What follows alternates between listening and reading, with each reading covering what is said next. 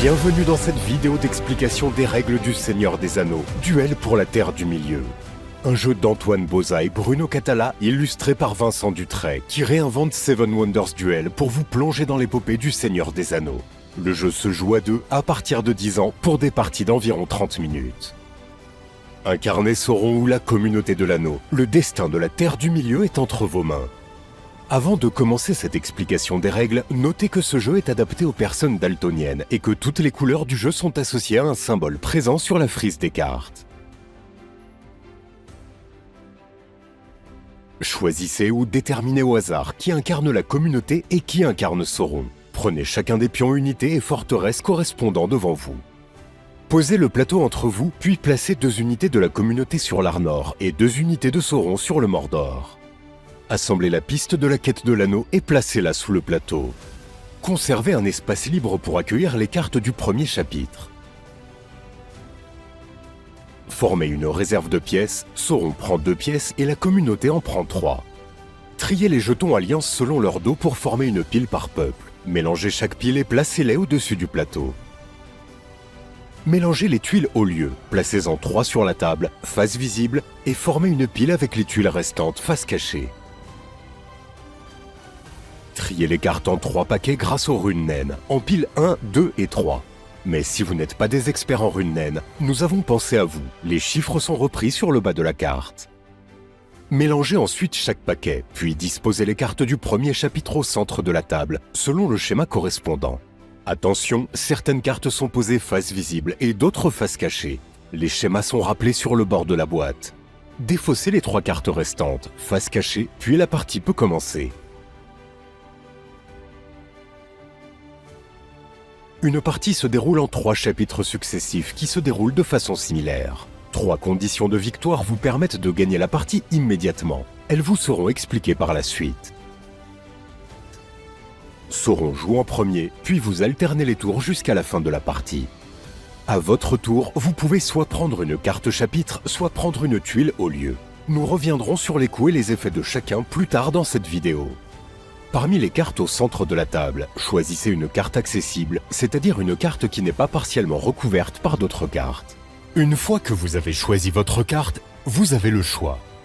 Vous pouvez jouer la carte devant vous en payant son coût s'il y en a un. Vous bénéficiez alors de son effet. Quand vous placez des cartes devant vous, superposez-les par couleur en gardant leur effet visible. À la place de jouer la carte, vous pouvez la défausser et prendre de la réserve autant de pièces que le chapitre en cours. Enfin, terminez votre tour en révélant les cartes devenues accessibles, s'il y en a. Au lieu de prendre une carte, vous pouvez prendre une tuile au lieu.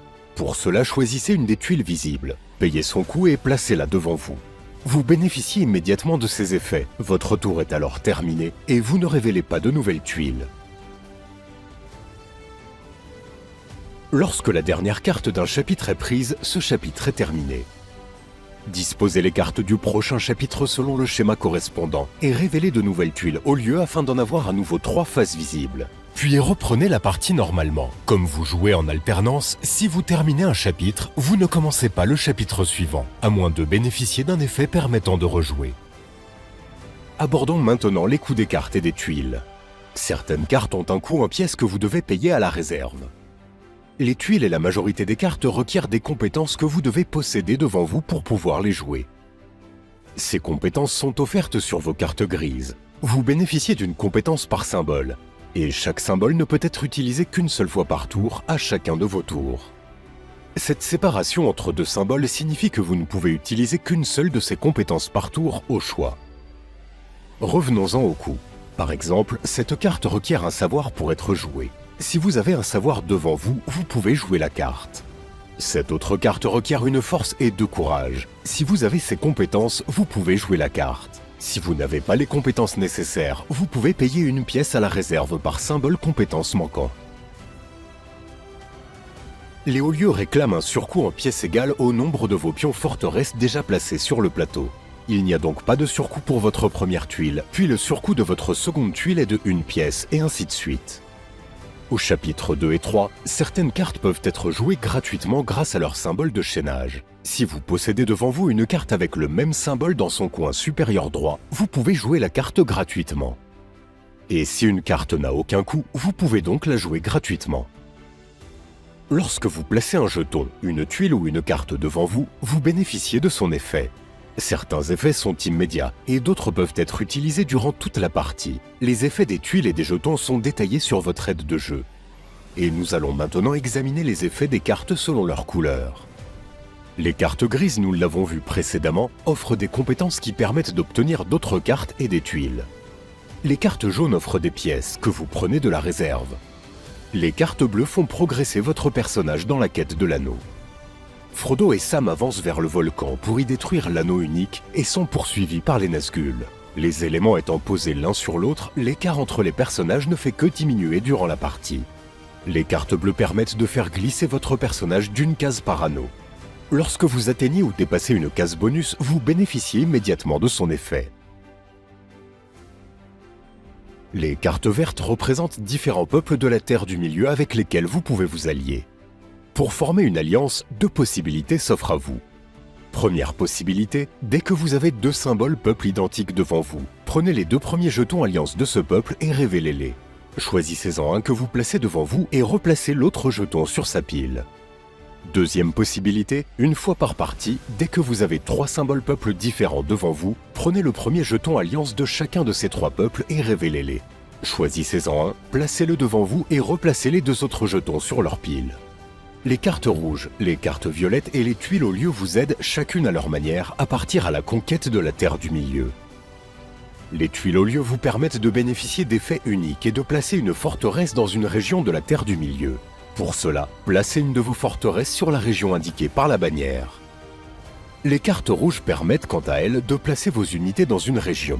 Choisissez l'une des deux régions proposées et placez le nombre d'unités indiquées dans cette région. Nous allons revenir sur le placement des unités dans un instant. Enfin, les cartes violettes permettent d'effectuer des manœuvres variées. Retirez une unité adverse d'une région de votre choix. Déplacez une de vos unités vers une région adjacente, c'est-à-dire reliée par une connexion.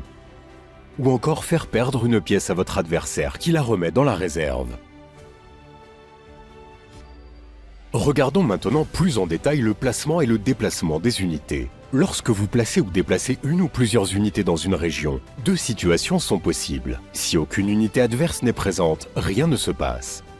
Si une ou plusieurs unités adverses sont présentes, un conflit est déclenché. Retirez alors chacun une de vos unités et reprenez-la devant vous. Renouvelez cette opération jusqu'à ce qu'au moins l'un de vous n'ait plus aucune unité dans cette région. Notez qu'une forteresse adverse ne déclenche pas de conflit et ne vous empêche pas de placer vos unités. Il est donc possible que vous soyez chacun présent dans une même région. Lorsque vous effectuez plusieurs déplacements, vous pouvez déplacer la même unité plusieurs fois, ou répartir vos déplacements entre plusieurs unités. Vous devez effectuer chaque déplacement indépendamment, en résolvant chaque conflit éventuel, l'un après l'autre. Il existe 3 conditions de victoire immédiate. Si vous incarnez la communauté et que Frodo et Sam atteignent le volcan, ils détruisent l'anneau unique et vous remportez immédiatement la victoire.